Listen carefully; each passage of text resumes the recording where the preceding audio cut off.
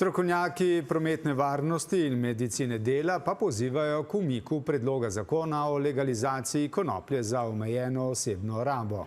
Kot pravijo, izkušnje iz tujine kažejo, da bi poslabšal prometno varnost. Če želimo varne ceste, je edina prava pot v prometu ničelna toleranca do psihoaktivnih snovi in alkohola, poudarjajo. Vožnja pod vplivom alkohola je negativno sprejeta, ni pa žal tako pri vožnji pod vplivom THC-ja. Temu pritrjuje tudi statistika. V ZDA več povzročiteljev je prometnih nesreč, ki so povzročile hude prometne nesreče pod vplivom THC-ja kot pod vplivom alkohola. Tisto, kar pa je tudi zaskrbljujoče, da vpliva na presojo, kar pa vodi v to, da je več napačnih odločitev, kar je pa v nekih zahtevnih prometnih situacijah še toliko bolj tvegano za prometno nesrečo. V Sloveniji je bilo v letošnjem letu do predvčerajšnjem 55 prometnih nesreč, ki so jih povzročili vozniki pod vplivom prepovedanih drog ali drugih psihoaktivnih snovi.